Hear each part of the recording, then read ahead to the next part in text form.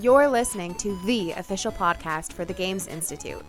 We are a multidisciplinary research center located at the University of Waterloo, studying all things games and interactive technologies. One by one, we'll sit down with our researchers to talk about what they're studying and what they're playing. No jargon, no word counts, just the cool stuff. Hello, and welcome back to the Games Institute podcast. And by our calculations, this should be a new year, 2020. Woo! Neil Randall is sitting here with us. And I'm trying to decide in my mind how to introduce you because you have about 42 different titles. Yeah, so Executive Director Neil Randall is the hat that you are wearing today, correct? That's correct. Great. I am Marisa Benjamin. I'm Toben Racicot. And guest Neil Randall is here today. Executive Director Neil Randall is here today to welcome us back to a new decade, actually, at the Games Institute. Welcome to the new decade. We made it. Phew. Although that raises the argument of whether 2020 is the end of the decade or 2021. We can get into that. The end of the decade? Yeah, it could be 2021. Remember, there is that argument. Yeah. But let's not go there, shall we? No, instead let's open with our icebreaker question. Okay. Because I don't want to touch that. That's perfectly fine. So Neil, what's your earliest childhood memory of games? I'm sure this is quite extensive. Oh, I've been playing games since I was very, very young. Actually, early childhood memory. I don't know what the early childhood memories are. I played all kinds of stuff dealing with robots and stuff back when they were out in the 1960s, I guess. And then my main childhood memory is actually later as a teenager when I played a lot of Scrabble against my father. And we used to have these very, very intense weekend-long sessions with where we do nothing but play Scrabble and long, long games using dictionaries and challenges and all sorts of things. And it was actually the kind of intense, immersive gaming that I love, where you come away from it and your head's burning and every part of you realize you've been in a real contest, and we loved that. And I wish now I had kept that up as a later in my teen years, but of course there's a lot of things you wish you had done later on, because that was my dad and I really enjoyed that a lot. Was it one game that spanned the weekend, like a diplomacy, but or was it any multiple? game would last about 3 hours. Okay, 3 to 4 hours, and you just keep running, and we just keep running, and we had, it was a lot of very, very intense thinking that went into those games. Okay, cool, and I love that a lot. This is just Scrabble? Yeah, we played was Scrabble. Yeah, it was the only game we played. All you played was Scrabble? Yeah, the only game we played. When did you start playing other games? Well, I was all along. I was a chess player, and I was I have checkers and Go and things like that all the way through. I need you to teach me Go. Yeah, pardon me? I want you to teach me how to play Go. Yeah, well, the internet's not very kind. Yeah, it's been a long time, but backgammon and stuff, which I never really got into. But then we're into board games that were starting to appear, more of the strategic games and more simulation kinds of games about everything from space colonization through eventually into board war games, which became my major hobby for my entire life, and historical simulations, and that worked out. But that was as a kid, I was, I was also kind of isolated, living in the country and everything. So there were a lot of people to play games with, and we got into these big long games with my family with Monopoly and Game of Life and all sorts of the classic games, if you will. So. But I was always a game player, and when the first video games came out, I actually had the original Pong, and then the original Atari and all of that as they came out. And I was kind of early adopter, if you will. Yeah, I was thinking early adopter. Yeah, of which games is really cool, because then as these games were coming out, you saw them hit the market. You were able to be an early adopter even from the country?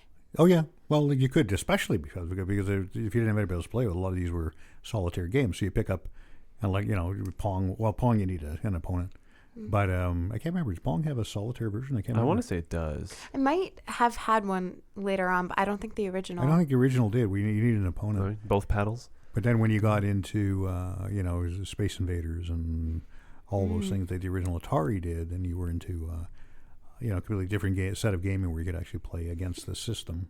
You could play against components as well. Then you got into everything from what did we have all the original consoles, ranging from the Intellivision, what were the Odyssey, and all sorts of things like that. And I tried to get a bunch of them. I was at the point. At that point, I was past my teens and actually making money, so I could actually afford some of these things. And and we we just got those and we played them, got the cartridges as much as we could, and started arguments about which system was better and all those sorts of things.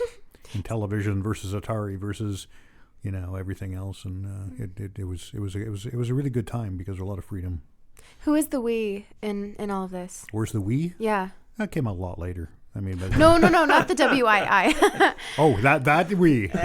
I think you meant the Nintendo Wii. No, who is the when you say that we argued over which console was the best? Oh, whether it was family members, whether it was friends, whether it was people I went to school with. We got together and tried all this stuff. Most of it for me was family members. My brother-in-law and I played a lot of these things, and we got my other family members involved, my sister and my wife and all that at the time. So it was we just arranged to bring people in, and we played games, and these were set up in living. I remember the original Atari was a living room game where people set it up and then the family played. Oh. That's what happened. There was not kind of like the game room where everybody hid for the evening. Yeah. This was kind of central entertainment focus, if you will, at the time. It was really quite fascinating that way. It wasn't until I'm trying to find out when that kind of started to disappear. But it was probably somewhere around the PlayStation when it actually stopped being, or maybe when the console started to fade away and you had things like the Amiga and the Atari ST and all that kind of thing that came about, where they came about personal computers were more like the games. So, but yeah, the consoles were dominating the living room for a while. It was quite a fascinating time. I love this context because now I'm thinking about your relationship to all of these different consoles and how it's not looking at it from a distance. You're actually recalling memories of you interacting with these directly. How has your relationship to these consoles changed over time?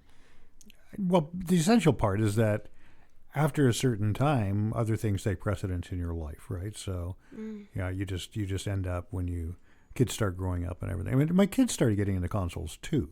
My daughter was a Commodore 64 fan when she was 2 years old and was getting into. I had a cheat thing where you get around. I can't remember what the thing did, but it got around some of the initial things you had to do with the console, and she was into that, pressing all the bright buttons on the keyboard and everything, and making it happen. And she was very, very much into games. Still is a big games person.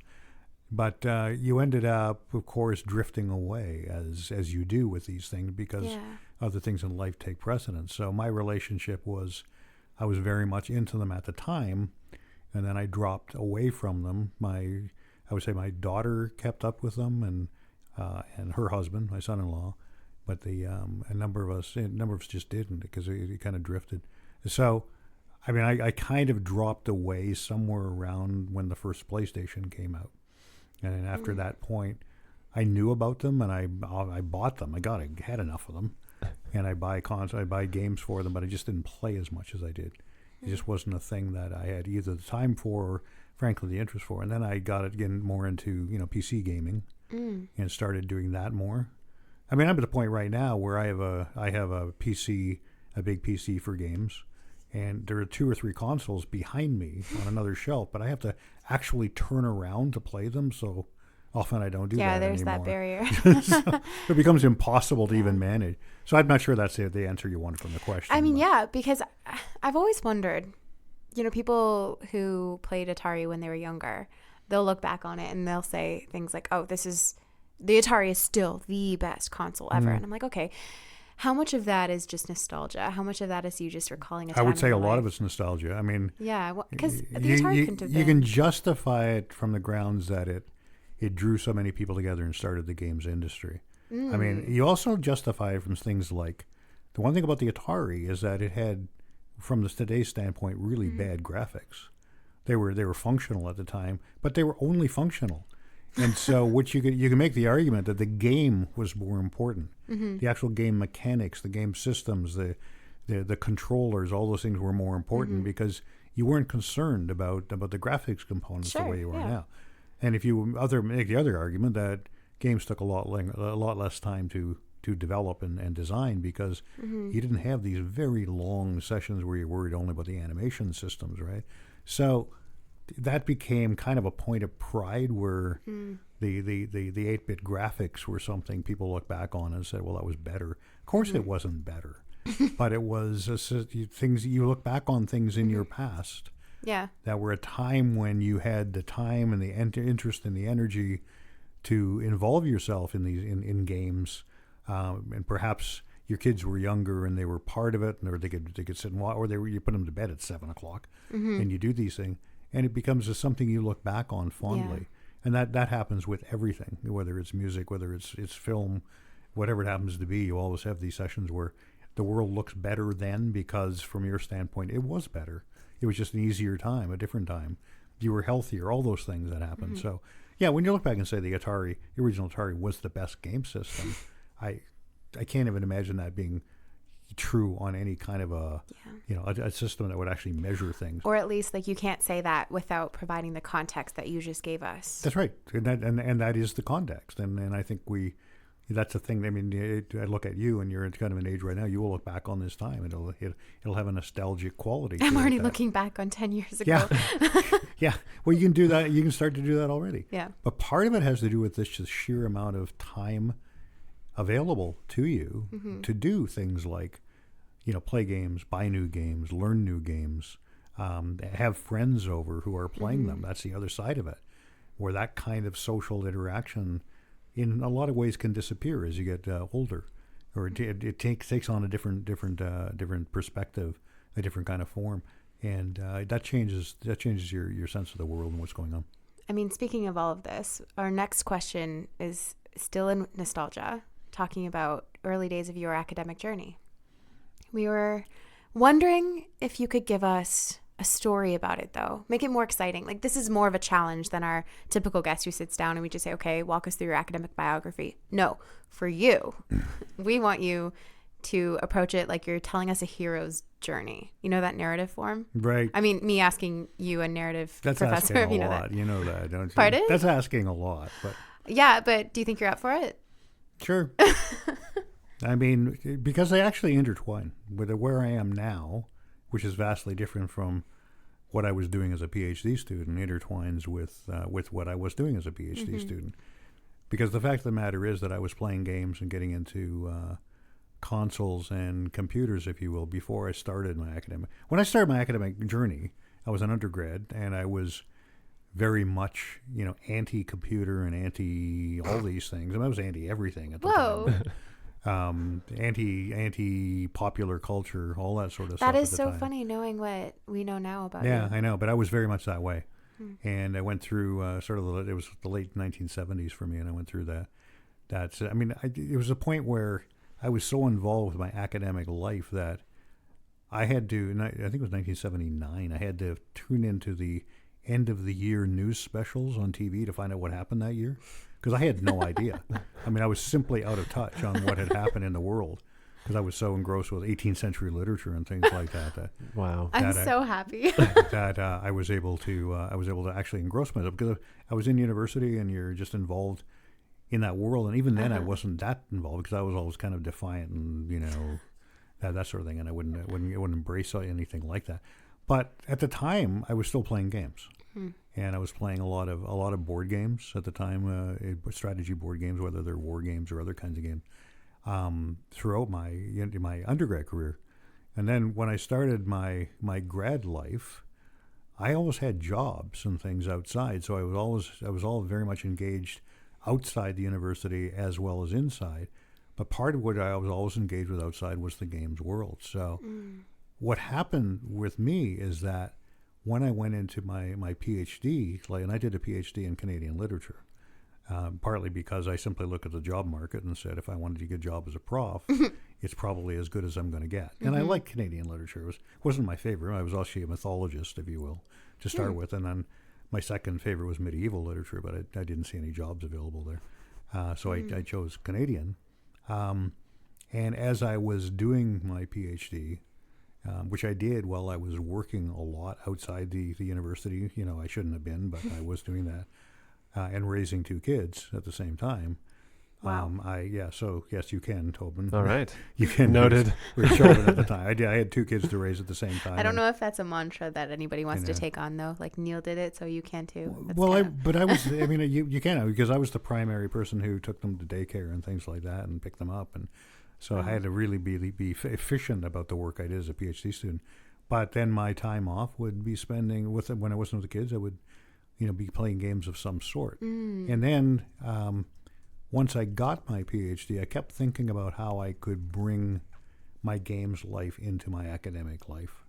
And so I started writing some pieces about games and got a couple of them published early on. And then when I got the job here at Waterloo, as it went on, and I switched from Canadian literature to the rhetoric side of things when it came as a prof. I was asked, I could have chosen either one, and I went to the rhetoric side because I thought there was some really fascinating things to be done. We started getting into professional communication, and we started getting into the computer side of things, if you will, which morphed into the internet side of things as things developed. I started writing books about the internet and all of that. And at the same time, the games thing and the kind of interactive media thing kept hammering at me.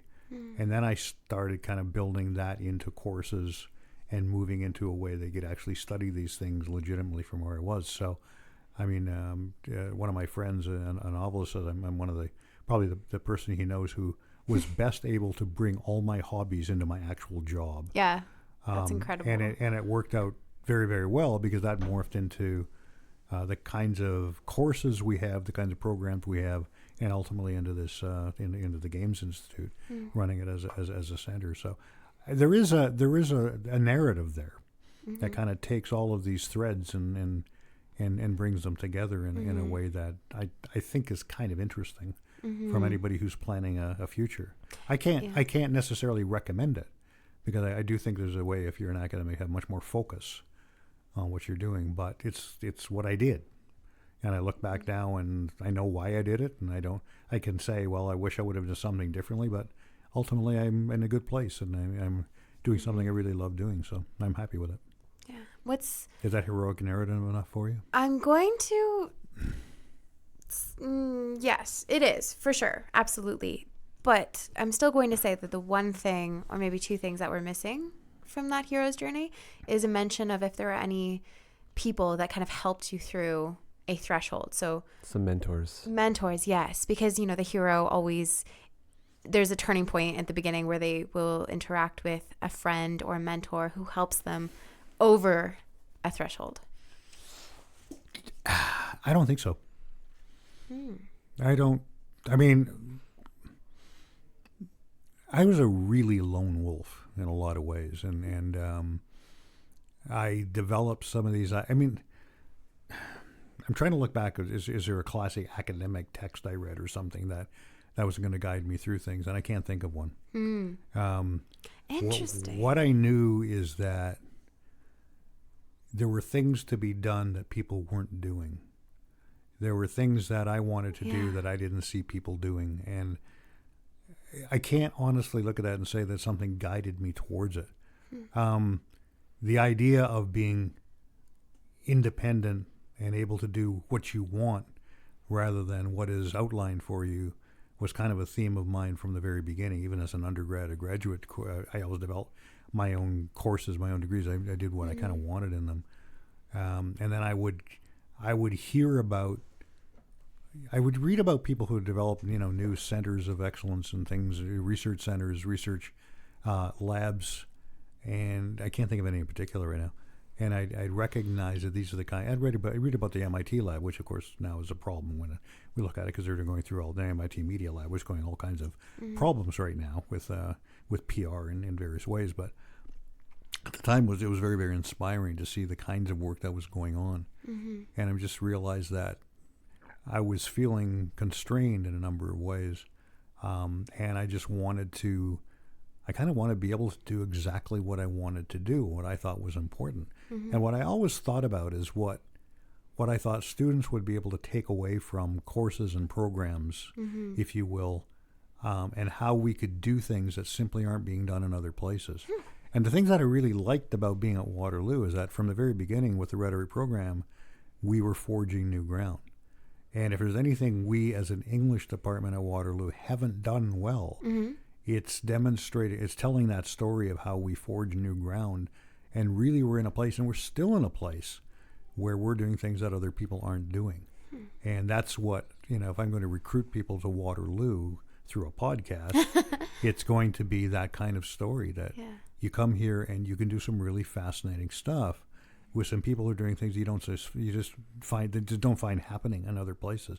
But I had that kind of attitude from the beginning. So there wasn't really a mentor or a group of people I got together with, because I was very much a person who didn't get together with groups of people. I had other things to do. I had a life. I had a family and all of that. And I kind of forged my own. So what do I want to be doing? And I was able to see how you could start analyzing games and other media in ways that were not in any way incompatible with the kinds of work we do in close reading of literary texts. And then I got together with people here. So there were people here who were involved with the early days of the rhetoric program, and Dave Goodwin and Glenn Stiller, and who were here at the time, and we talked about things that could be done.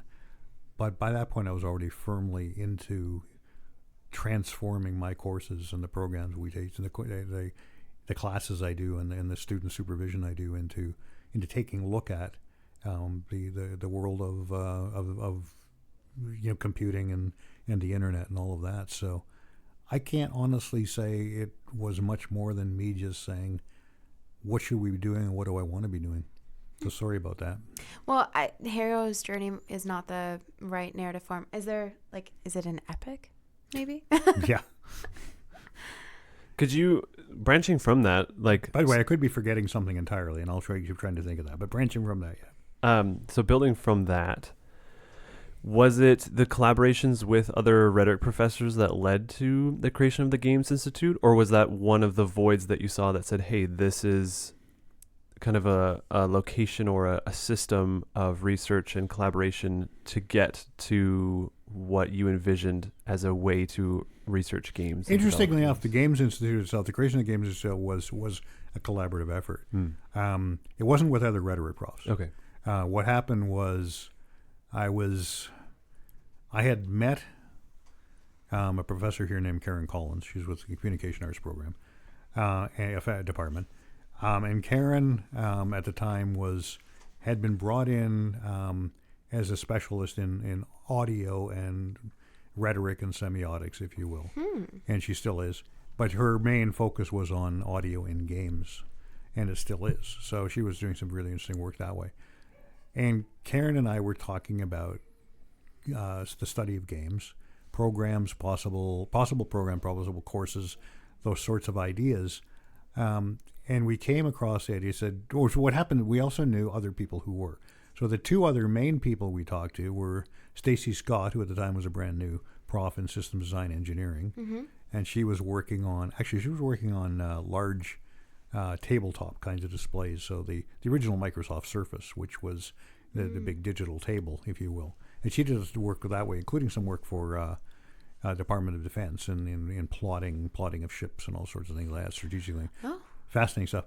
And the other one was Chris Ann DeMarco, who was interested in rhetorical figuration and all that. But she also was very interested in the games world as well. And she was in computer science.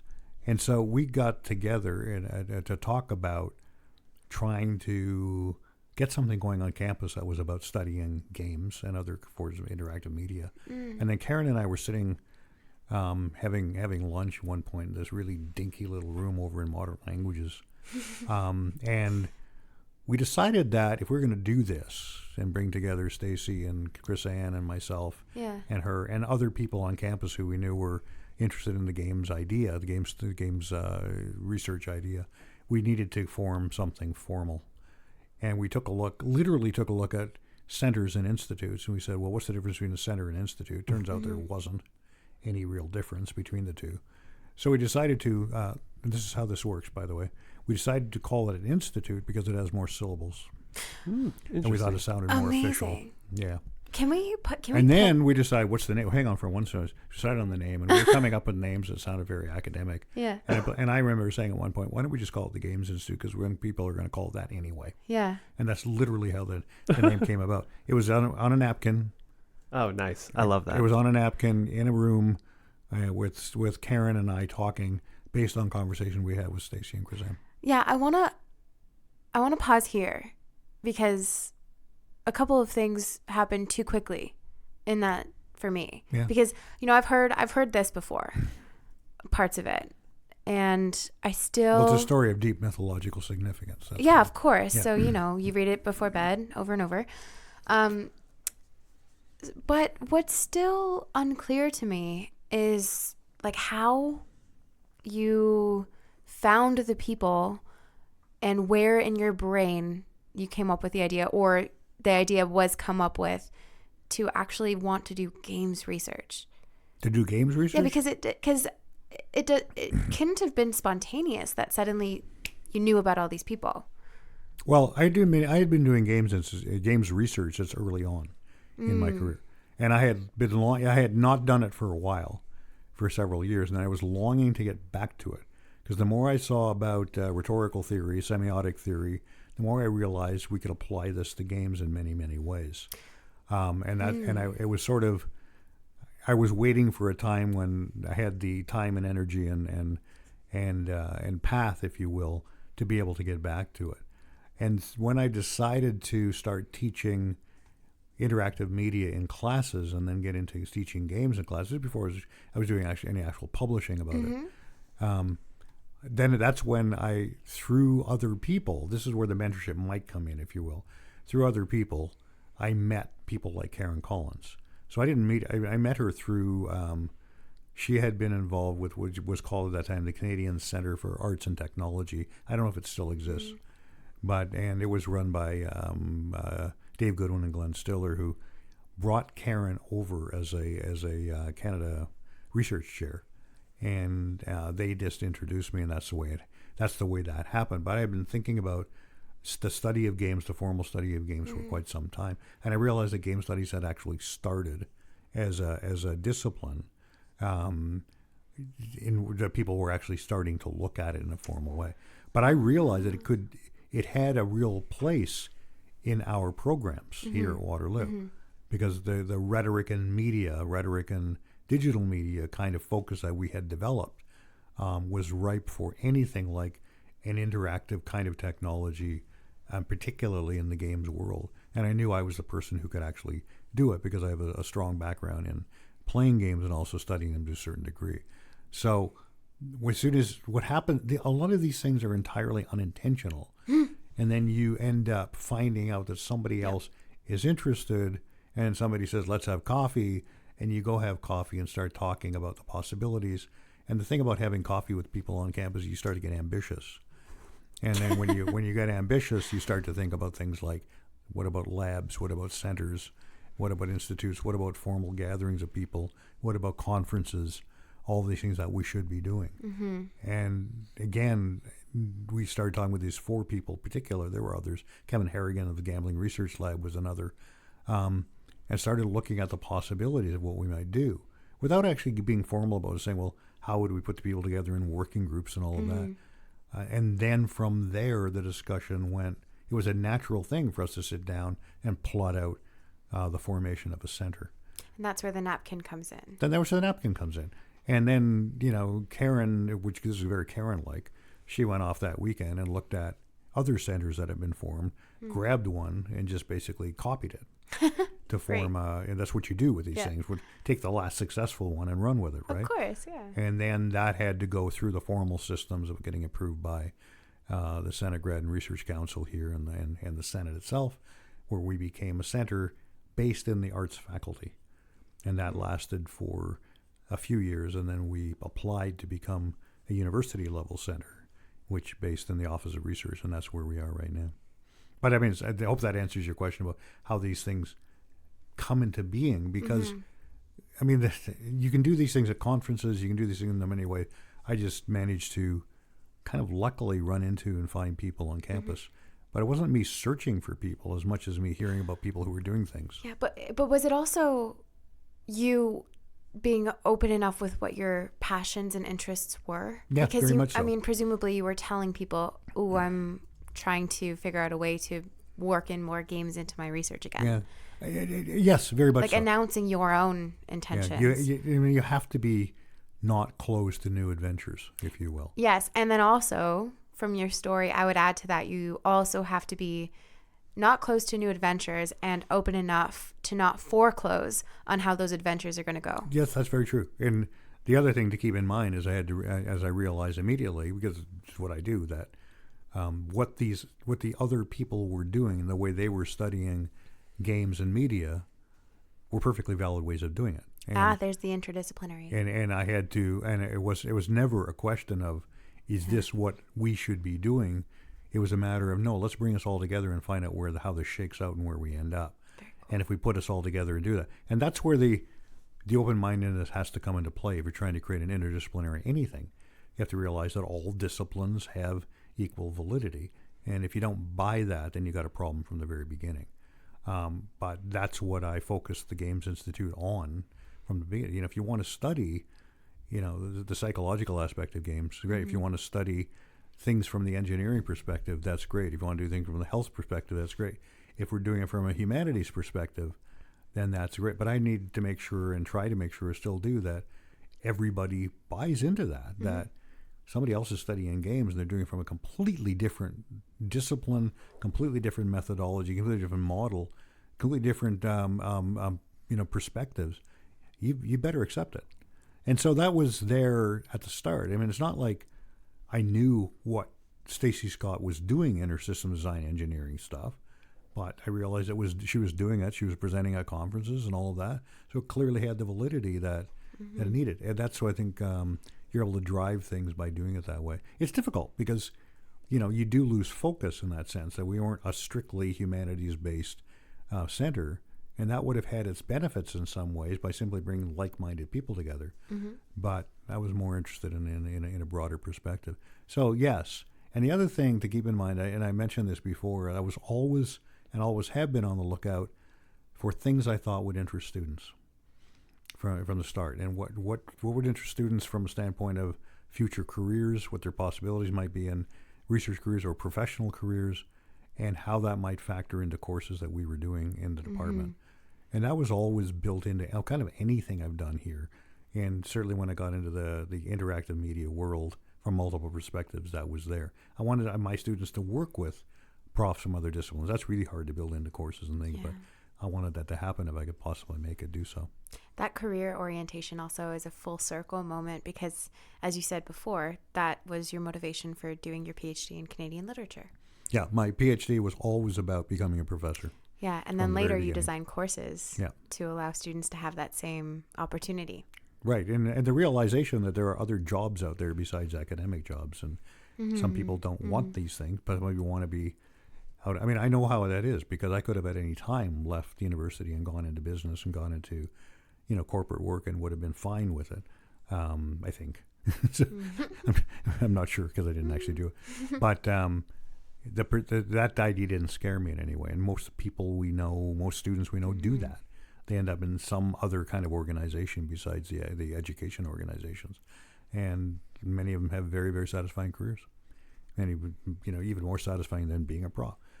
But I wanted to be a prof from the day I stepped into a university classroom, and I just realized that because I'd always wanted to be a teacher, and I went to teachers college and got a job for a while. I couldn't get a job afterwards and all that, but I always wanted to be a teacher, and I kind of looked at this guy sitting on a desk who's talking about Chaucer. And I said, that's cool. I'd like to do that. And that's Chaucer. literally what it was. Yeah, so I got inspired by Chaucer. How's that? So I'm gonna kind of footnote question into that. So your war games and that kind of interest, is that fed by the literature, or is that fed by literature, or does your interest in literature then lead you to those games? Which kind of chicken or the egg first? Was it Well, the games came first. Okay.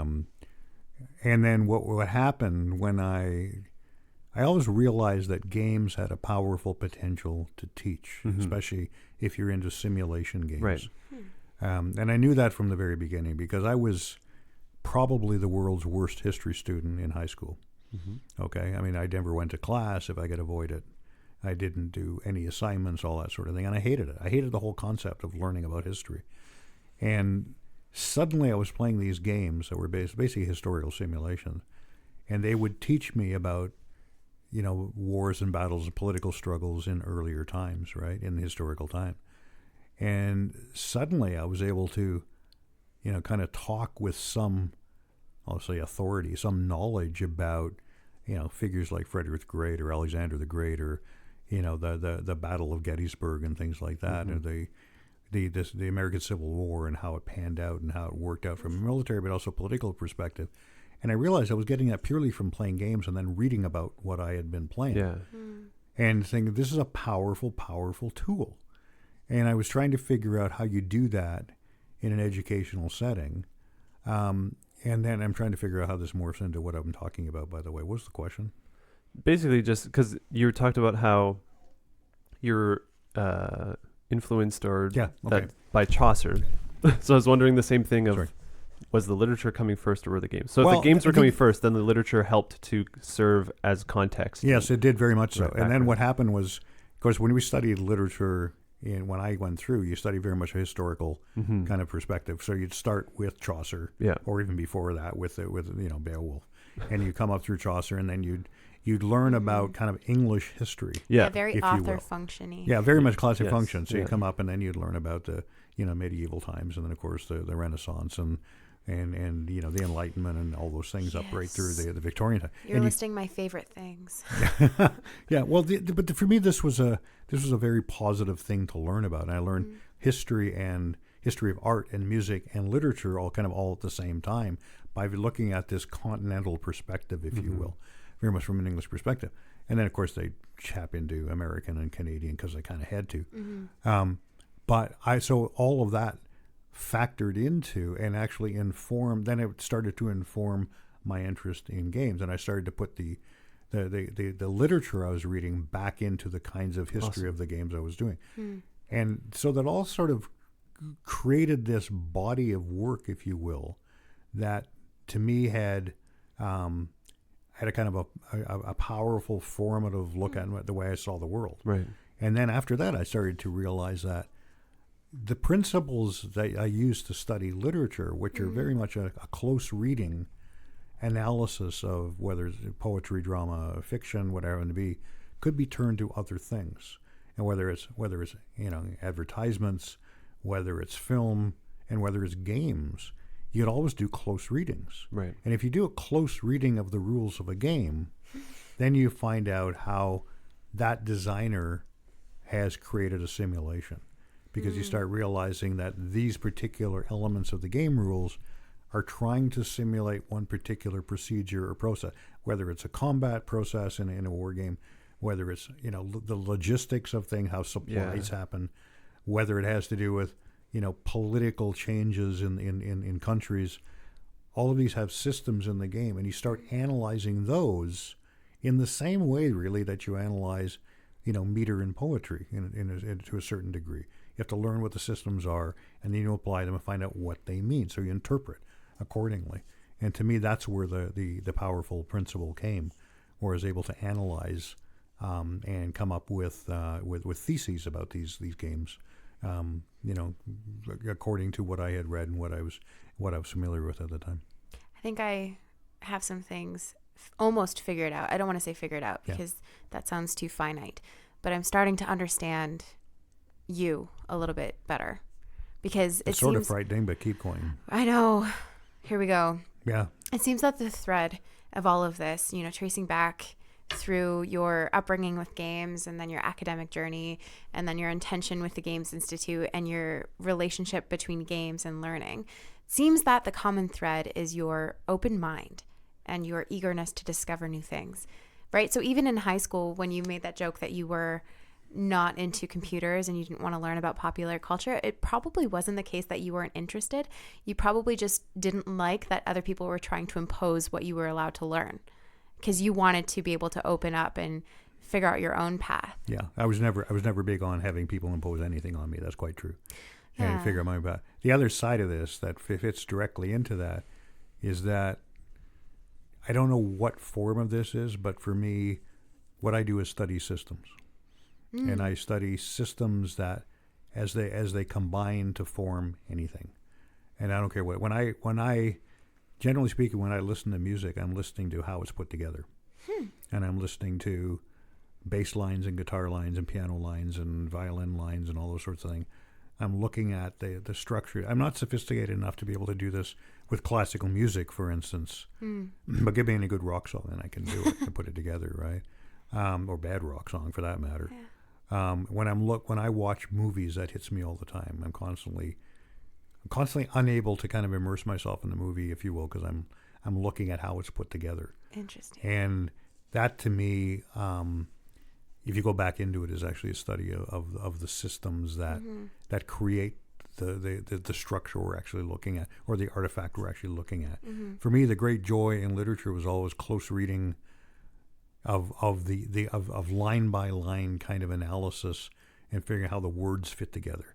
It wasn't really about the cultural aspects at the time. It wasn't about some of the more what the thing means from a world perspective. Is about how do these things actually work. So if I'm writing the thing, I can get rhyme patterns together, I get rhythm patterns together, and those are the things that really fascinate me and still do to this day.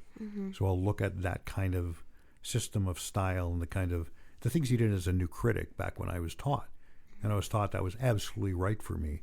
As we moved away from it, I took to it less and less, but ultimately that's where I go in the kind of, call it a new critical system analysis sort of stance. Yeah. What then is the system of the Games Institute? Is there one? Yeah, of course there is. There's always one where, because any organization has its own system. The bureaucracies thrive on systems and how they work, and they rise and fall on the quality of the systems, if you will. So our system, our mode of operation has been very much about, number one, trying to figure out what an interdisciplinary center is, it can be, and how it can function. And there's been all kinds of things that go into that. But essentially, we've worked according to the idea that we think we have a good idea here, and that we think the university at the top ranks should be interested in what we're doing here.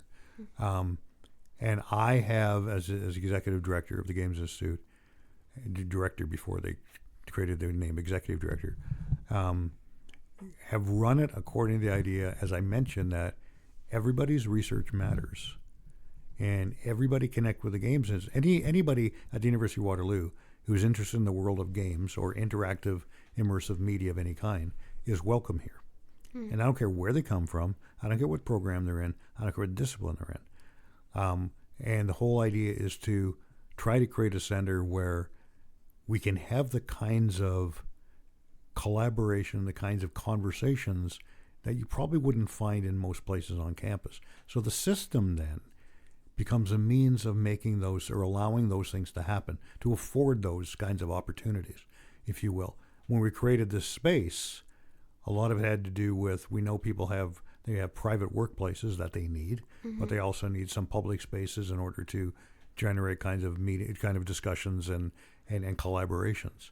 And from the very beginning, it's been very loose structure, because the idea is come in, experiment, and figure it out what it is you want to do. We're not going to tell you what to do. We're going to take your interests, your expertise, and hopefully find some things for you to do, recognizing that for many people they come in where their supervisor already determined what they're going to do, and that's fine too.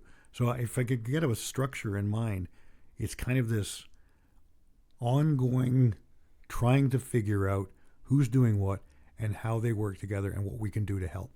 And all of it is about trying to find out what we can do to help. And the administrative structure that I put in place was all about how do we foster and how do we support the kinds of research that's going on here.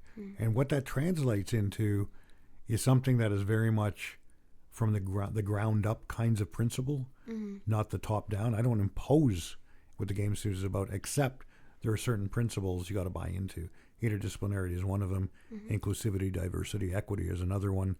That sort of idea that these things, and the other thing is that flat out games matter, and they matter in the sense. So that those are that doesn't really answer your question, but it is kind of the loosey goosey sort of almost ad hoc nature of the Games Institute has all been about that. We're in a position now, because what we're doing, we have to actually get a more formal structure in place, and that's fine. want to make sure it incorporates the work we've already done, and that it keeps that ability to change constantly. That sort of structure, allowing that ability to change, to stay in place at all times. Yeah, what you've described is, if I may, the ethos of the Games Institute, and then the system is built to serve that ethos at every level. Exactly. Yeah. It's what it is. So like the system is, secondary, because it's supposed to just be a moving thing that adapts and allows us to continue plugging forward. That's precisely it. It has to adapt continually to the needs of the people who are in there. And there will people come in suddenly who have different needs. And now we have to figure out how does that fit with the people who are already here.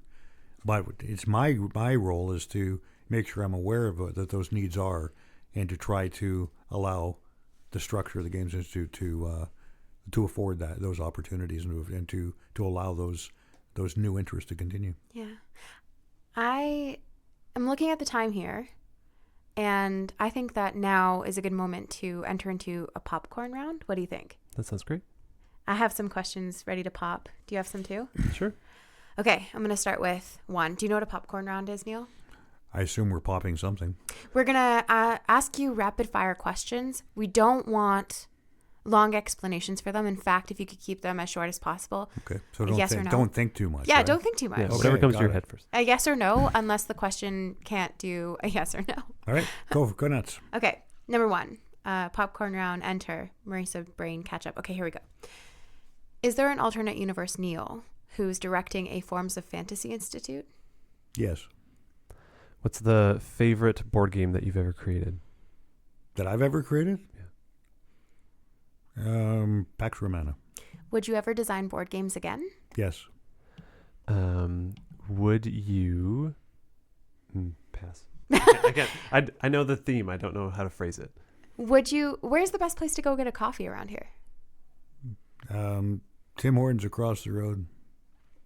How would you change Peter Jackson's adaptation of Lord of the Rings? How would you change, what would you change about Peter Jackson's Lord of the Rings adaptations to make I'd get rid of half of the action and try to get back to some of the dialogue and thematic issues that Tolkien had in there that I think got missed in the adaptation. Yes. What's better, Harry Potter or Lord of the Rings? Lord of the Rings-ish. Good enough. Simulation or escapism? Simulation. Board games or video games? Board games. Let's do Rock Band or Dance Dance Revolution? Rock Band. What is your most proud media appearance? Your proudest media appearance. What is the coolest appearance in the media you've ever made? The coolest appearance? Yep. Oh, clearly I got a mention in Teen Vogue. Oh, right. I remember that one. Yeah. Were you, beyond that, there was a Vicky Gabbro interview that I did, which was really, really good on CTV, I think, back when the Lord of the Rings was first released. Oh, cool. John Rhys Davies was there, and I got to know him, and it was really a cool thing. And they were asking you about what you thought of Lord of the Rings? Yeah, and it was a nice thing. I had about 20 minutes to actually answer things, which you don't normally get on television. Very cool. Crap, it escaped. I got too caught up. What's your favorite course to teach? My favorite course to teach? Mm-hmm.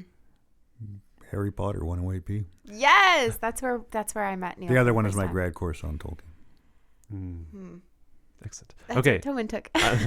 I was going to ask, what elements of games research do you personally want to focus on or continue delving into? I want to focus on simulations themselves, how to study simulations. But I also want to dig very deeply into narratives and how they work. Awesome. What is your proudest accomplishment? Rather than the Teen Vogue thing? I mean, it could be that again, yeah. I have to say creating and making the Games Institute thrive. Whew, very nice. Proudest accomplishment as professionally, I'd have to think about a personal one. Should we close the popcorn round with that, or do you have another one? I have one final one. Okay, go ahead. If you were to roll a D&D character, what's your class and race? What's your D&D character class and race? Oh, I don't remember all of that stuff. What's my D&D character? Like, yeah. So if you were to roll a D&D character Yeah. now, Yeah. what would your class and race be? You can also think about Lord of the Rings species. And you could just say it doesn't have to be official. Probably I'd be some kind of an elf and some kind of a cleric. Okay. Oh, Awesome. that checks out. Yeah. Yeah. Well, But great. I'd have to check into what there are now, but yeah, that would No, be that's it. yeah, they're valid. Mhm. I somehow end up as an elf all the time, and it's usually a really annoying one. So I like that. I do have one more actually Yeah. that I just thought of. But you can, choose to take this a little longer Yeah, if you'd sure. like. What is your approach to teaching? Because both Toben and I have been your students in the that's past. very, very simple. My approach to teaching is that I honestly believe that people teach themselves better than anybody can teach them. And the way that manifests itself in the classroom is by asking questions that people can actually respond to. And ideally, you ask questions that people can respond to and other people can respond to those responses. The question then is controlling the class. So you end up with everybody being able to answer and nobody actually dominating. But my classes are never a case where I tell people things. They're a case where I hope people discover things. And if I have an approach to teaching, it's about trying to figure out how to build in systems of discovery with every single session. That's Love great. it. Yeah. That's great. Okay. Our final larger question for you. Yeah. And we sort of polled, we did a really informal poll of some other folks around the Institute to ask them what they would ask you if they were to be the ones interviewing you on this podcast. And a lot of people want to know what your vision for the Institute will be in the next 10, 20, 50 years. Then the next, let's go to 10 and stop there for a second. Yeah, pick and choose. The Games Institute is in the process right now of trying to reach out beyond the University of Waterloo more decisively to create partnerships across Canada and internationally. The goal now is to build structures whereby the kinds of research we do in games and interactive media becomes much more widespread, ends up with many more perspectives from different parts of the world, from different disciplines, from emerging disciplines that are happening, and building all that into a way that open-mindedness, that you pointed to earlier, expands even further. So you can't. There's really no medium that is not grist for the mill when it comes to the kinds of studies we do. If anything, I want to see the Institute thrive and get the kinds of funding and the kinds of grants and all those sorts of things that allow us to become a crucial part of the game study, but also the media studies research world, if you will. And point to us as a kind of a model for things to do. I want to be a model of interdisciplinary research, a model of inclusivity, diversity, and equity, a model of just a belief in the fact that all disciplines matter and contribute to the world. And I want to actually do a lot of things that make an impact on everything from economic development to social development through the kinds of work we do. And I think that's possible. Excellent. Okay. That brings us to the end. Well, thank you very much. We have a closing question. Sure. If you could ask, or if you could get everybody in the world to play one game, what would it be? And why? It's a really interesting question. Well, thank you.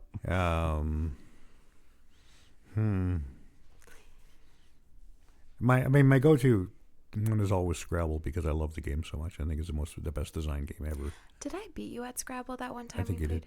did. I would say that I would get them to play Diplomacy. Oh, God.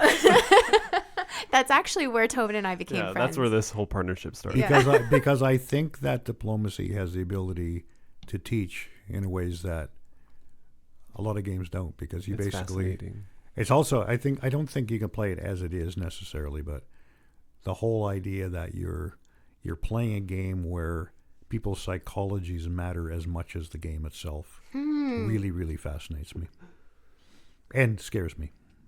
Yeah, wow. You know what? I think we do owe Neil a thank you for making us play Diplomacy and game studies. Yep. Yeah. Well, thank you both. Thank so you much. for joining us. It's Appreciate the fantastic. smart Hopefully we questions. can get you back on again. Fingers No crossed. problem at all. Yes. At the end of the decade. Yeah, at the end of the decade. Oh no! Why no? Isn't this the end of the whatever decade we're ending? Yes. Oh yes, we come back full circle to that initial Exactly. head pounding. When does the question. decade actually end? Oh boy. Because we have to remember the year one. Well, you never. Let's not go to that. All right.